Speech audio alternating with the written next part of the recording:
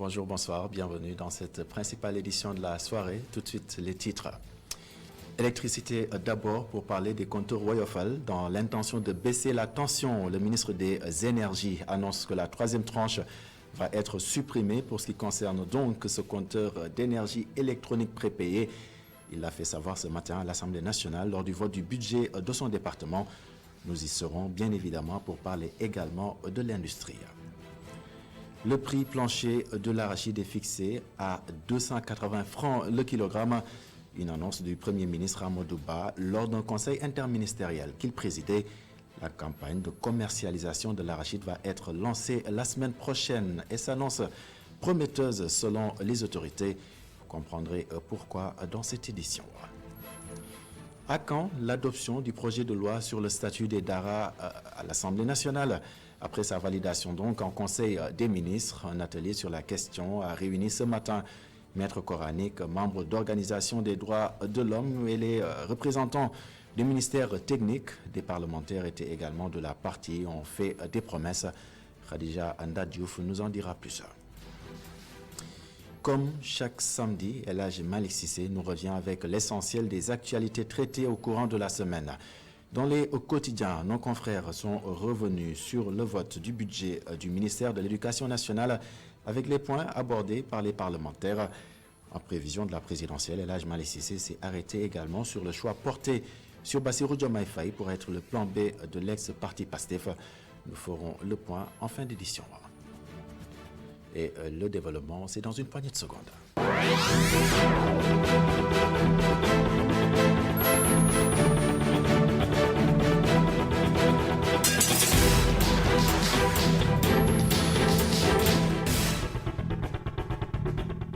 Bienvenue à toutes et à tous. Électricité d'abord. Antoine Félix Diome baisse la tension. L'OIFL retourne à sa phase initiale. Annonce donc du ministre du Pétrole et des Énergies. Plus de troisième tranche pour ce qui concerne donc ce compteur d'énergie électrique. Elle sera supprimée. Le ministre précise par ailleurs à l'intention des clients de la Sénélec que la subvention sur l'électricité reste intacte, suivant les explications du ministre du Pétrole et des Énergies, Antoine Félix Diome. Sur toutes les tranches, le WFL est beaucoup moins cher, au moins de 10 francs, sur toutes les tranches. Mais j'ai le plaisir de vous annoncer, parce que le président de la République en a ainsi décidé lors du dernier Conseil des ministres, qu'on va retourner au système antérieur du WFL avec la suppression totale et complète de la troisième tranche. Donc à partir de maintenant, avec effet immédiat, il n'y a plus de troisième tranche du WFL.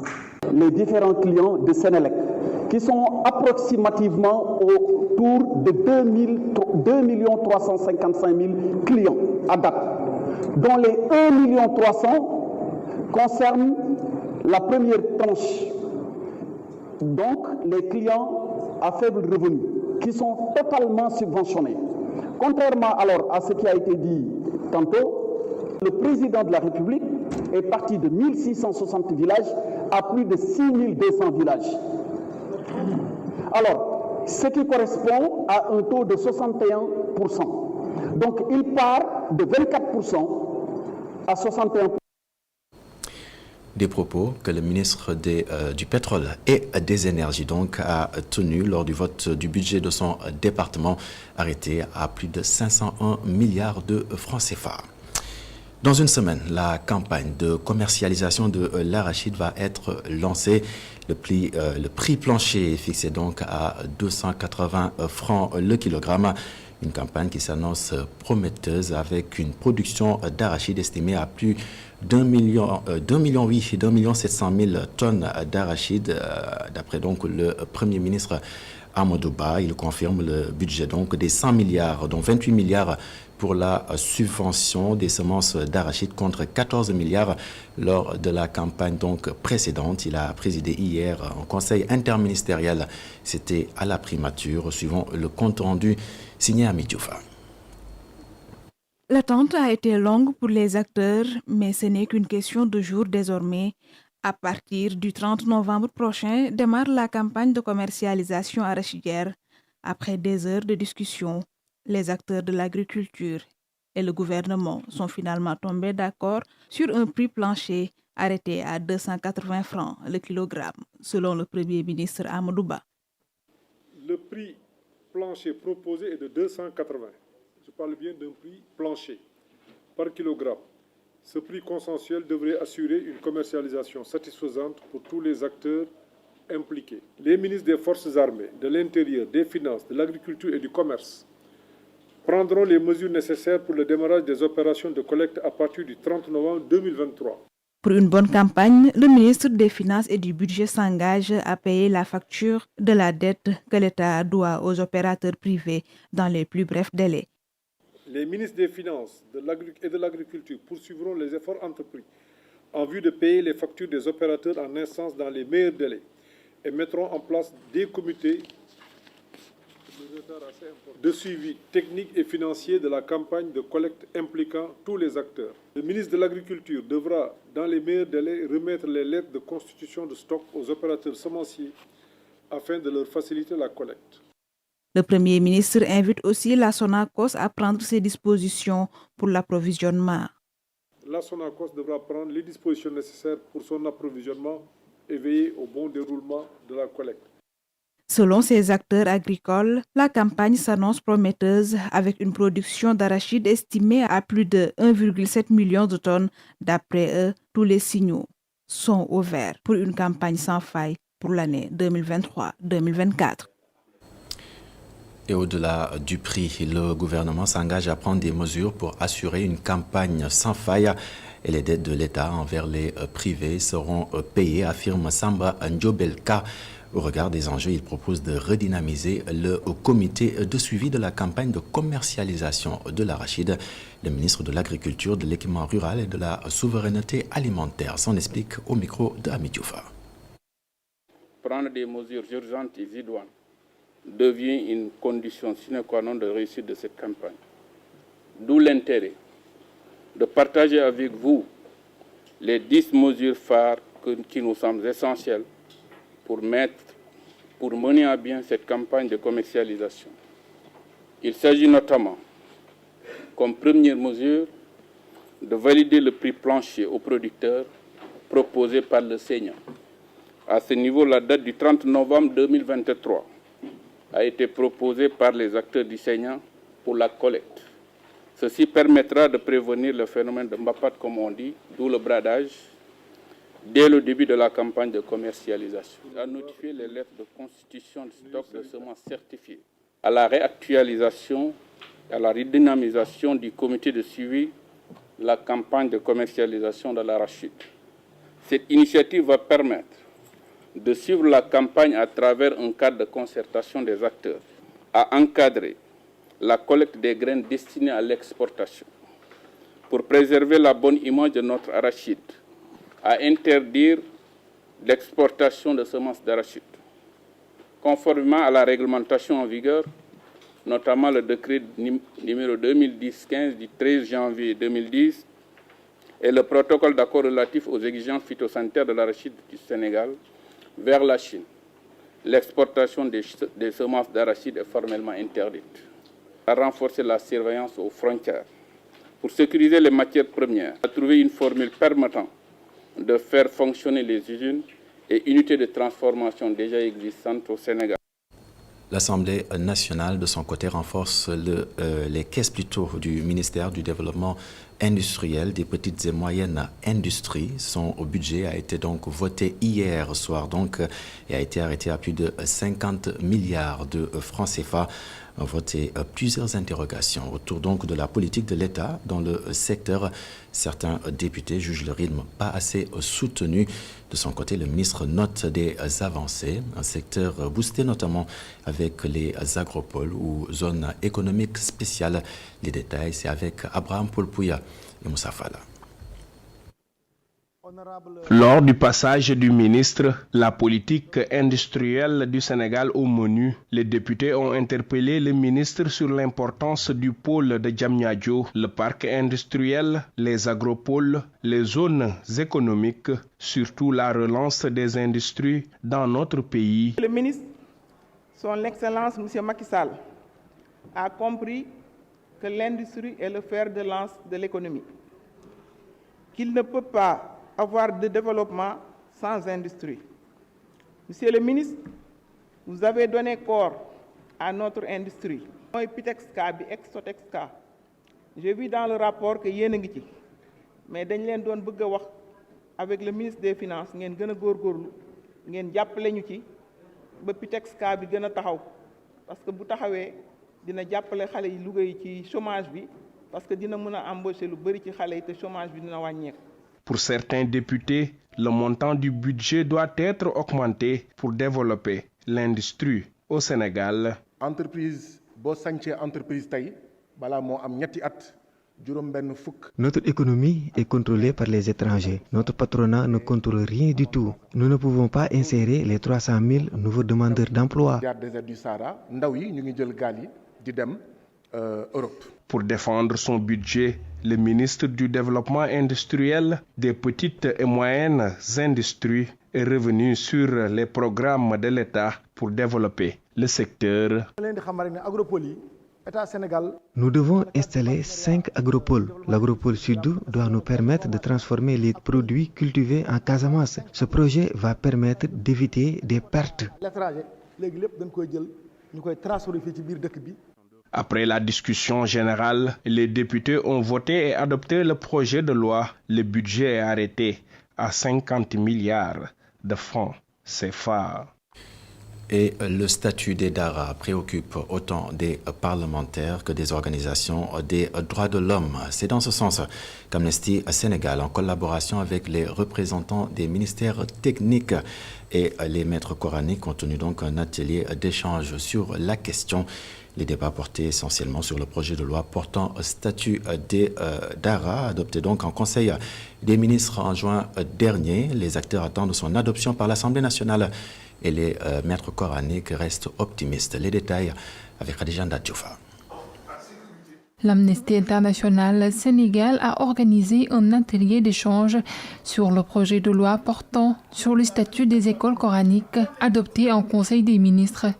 Beaucoup de propositions ont été faites, parmi lesquelles l'homologation de l'enseignement coranique et l'autorisation d'enseignement pour les enseignants. Cela a été fait, mais nous espérons que les conclusions serviront de bréviaire pour dépoussiérer et amener à l'Assemblée nationale ce projet de loi pour permettre une formalisation, je le dis bien, une formalisation, mais aussi une homologation des enseignements, une reconnaissance effective de l'enseignement qui est donné dans les Dara, dans la langue arabe bien entendu, mais dans la langue française par moment également, et permettre à ce beau monde-là d'intégrer le circuit officiel de formation, d'éducation. Seydi Gassama, directeur exécutif de la section d'Amnesty International au Sénégal, revient sur l'importance de ce projet de loi adopté en Conseil des ministres où la mendicité est formellement interdite avec des sanctions d'emprisonnement allant de 2 à 5 ans et des amendes entre 500 000 francs à 2 millions de francs CFA.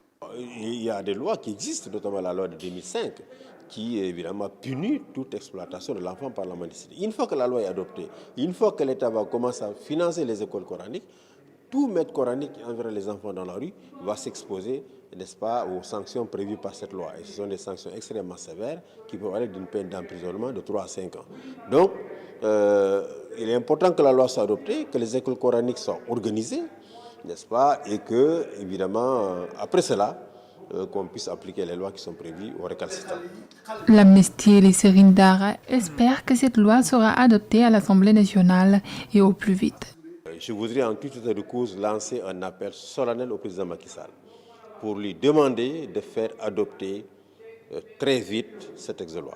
En marge de cet atelier, le résultat attendu par ces derniers reste la prise en compte des propositions et amendes des maîtres coraniques, mais aussi que les parlementaires s'engagent à adopter le projet de loi portant sur le statut des Dara. Le collectif des cadres casamançais regroupe quelques individus qui nourrissent un complexe de supériorité par rapport au peuple. Ce discours est de Mohamed Lamine Manga. Il est enseignant-chercheur en histoire contemporaine à l'université Assane Seck de Ziguinchor. Il n'y est pas allé de main morte et estime donc que ce cadre ne devrait pas exister.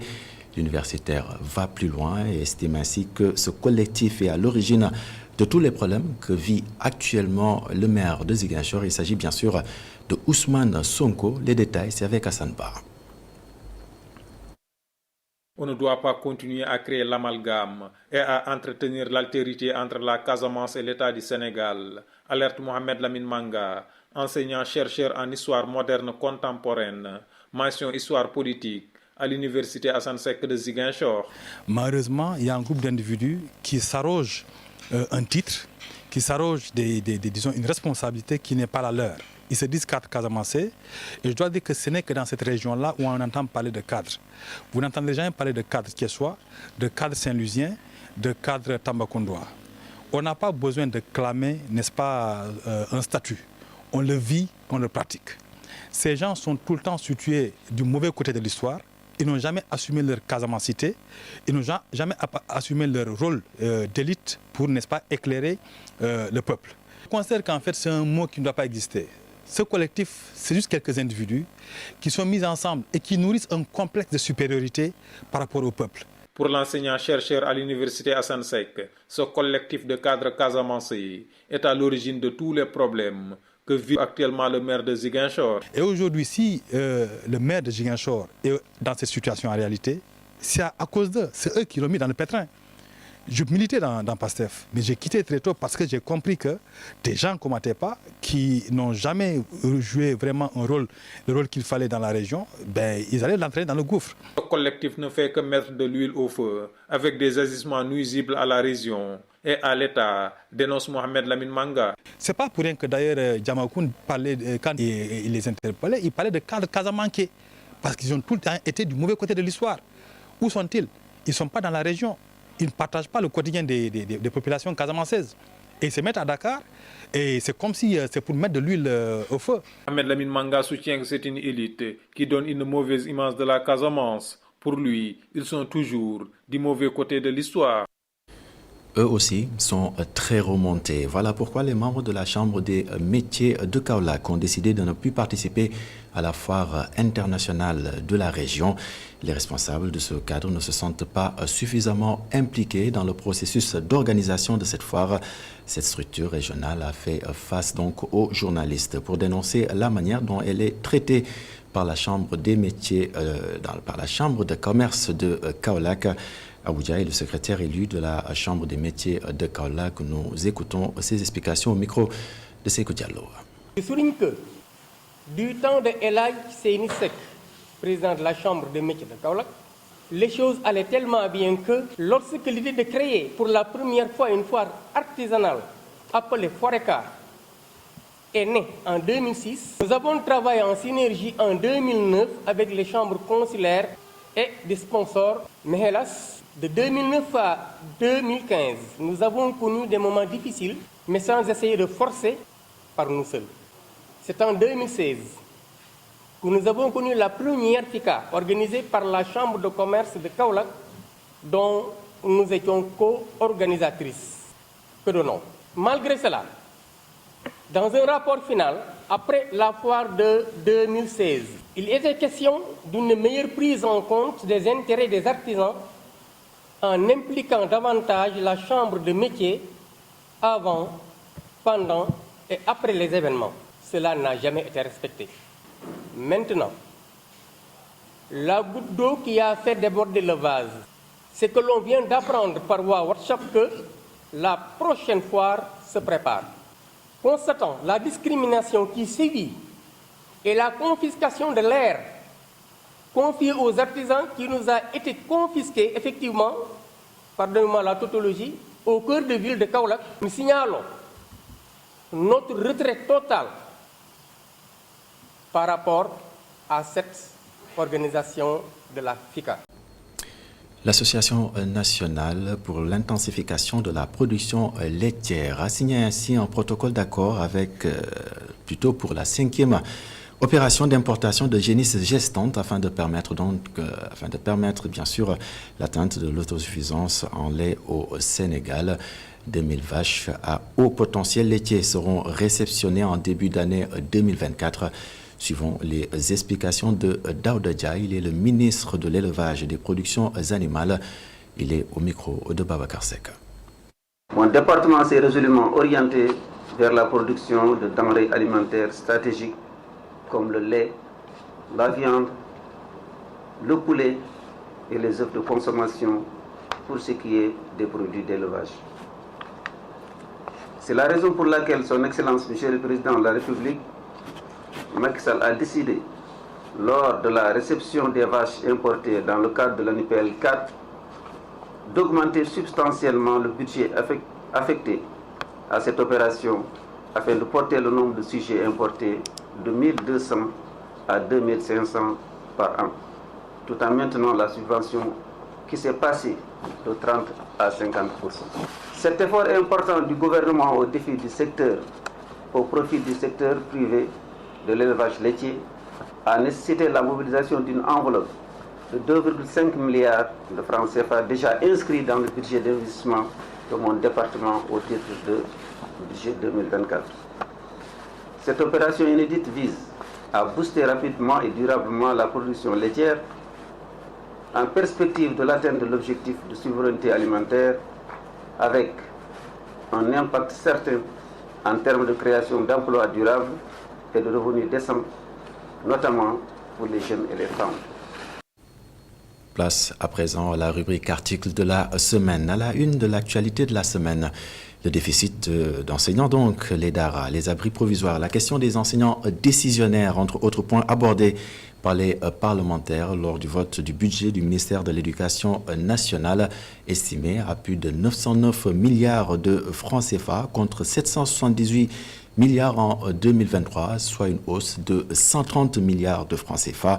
Et en politique, Ousmane Sonko fait parrainer Bassirou Diomaye Faye pour la présidentielle, prévue le 25 février 2024. Pendant ce temps, la récolte des parrainages fait toujours parler, suscitant ainsi plutôt une vive polémique, notamment entre John 2024, Diao 2024 et la coalition Benno Bokk Yakaar. Le point, c'est avec El Hadj Malick Cissé.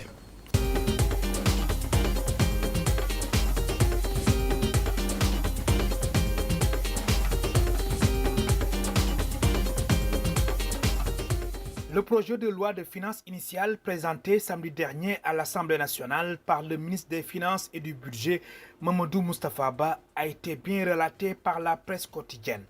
7003,6 milliards de francs CFA, les grandes lignes du budget 2024.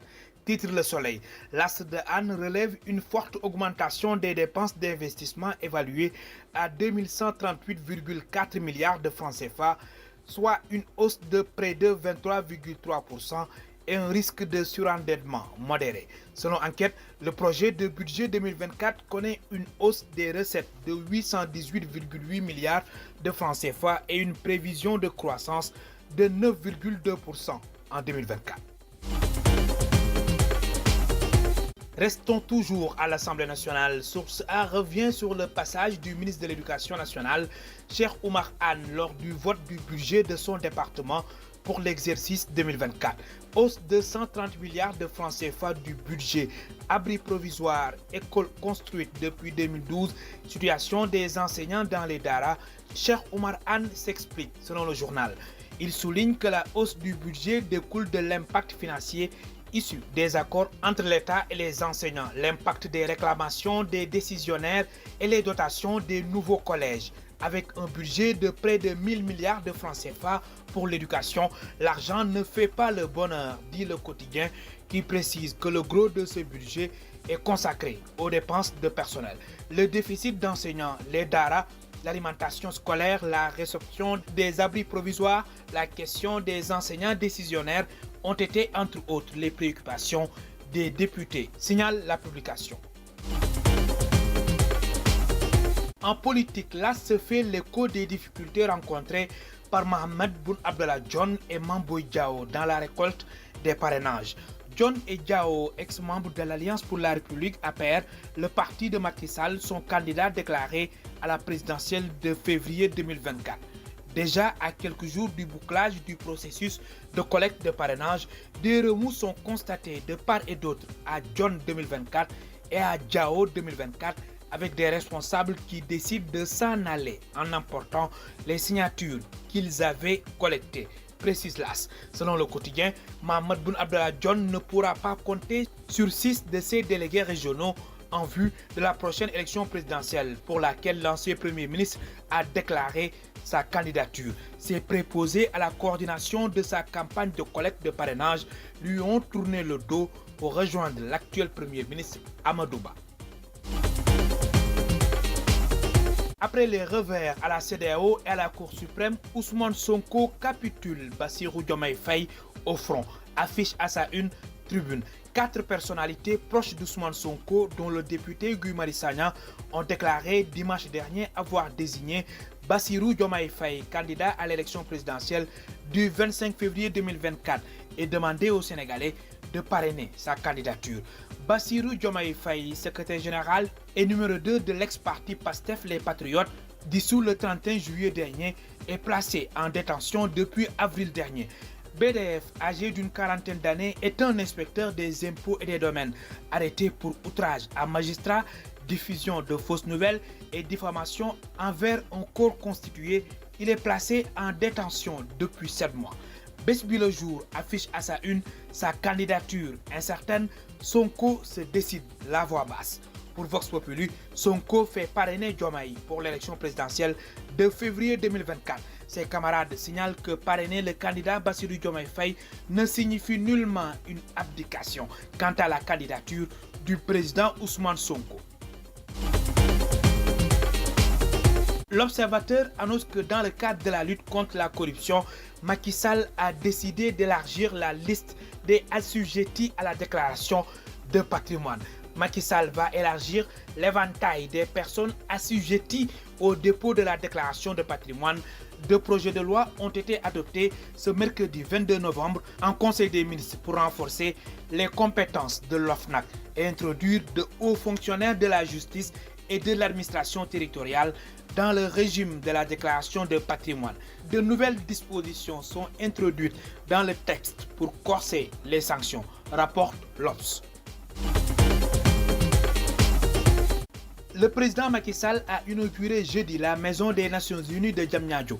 Selon Le Soleil, le quotidien national ajoute qu'en réalisant ce complexe qui va abriter les bureaux de 34 agences des Nations Unies au Sénégal, le chef de l'État a dit vouloir offrir à l'Organisation des Nations Unies un cadre idéal et adéquat de travail pour faciliter l'interaction à la complémentarité. Selon Enquête, Macky Sall gâte les 34 agences onusiennes.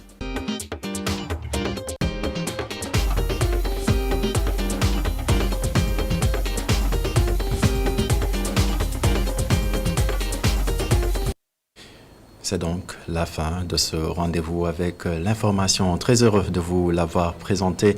Excellente soirée et surtout excellente suite des programmes sur la télévision d'ici et d'ailleurs. Et surtout, prenez bien soin de vous.